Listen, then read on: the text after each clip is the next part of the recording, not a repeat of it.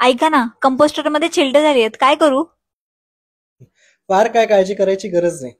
आधी चिलटं का होतात ते समजून घेऊ. जेव्हा आपण कंपोस्टिंग करतो तेव्हा आपण काय करतो, अन्नपदार्थ टाकतो मशीनमध्ये आणि बायोकल्चर टाकतो. बायोकल्चर आणि अन्नपदार्थ जेव्हा मिक्स होतात तेव्हा बायोकल्चर मधले बॅक्टेरिया जे आहेत ते त्या अन्नपदार्थांचं विघटन करायला लागतात. पण समजा त्यात ओलसरपणा जास्त झाला तर काय होतं, त्याला प्रॉपर एरिएशन होत नाही, त्याला ऑक्सिजनच मिळत नाही. मग काय होतं, तो जो कचरा आहे तो फर्मेंट व्हायला लागतो. तेव्हा त्याचा थोडा वास येतो आणि त्या आंबूस वासाला चिलटा अट्रॅक्ट होतात. हे त्याचं प्रॉपर कारण. यावर एक खूप सोपा उपाय असा की मशीन सोबत जे भुश्याचं पॅकेट येतं त्यातला थोडा भुस्सा त्याच्यात टाकायचा. समजा तुमच्याकडे भुस्सा संपला असेल तर तुम्ही घरगुती गोष्टी पण टाकू शकता, म्हणजे गव्हाचा कोंडा, कणकेचं पीठ, कोकोपीठ बऱ्याच लोकांच्या घरी असतं गार्डनिंगमुळे.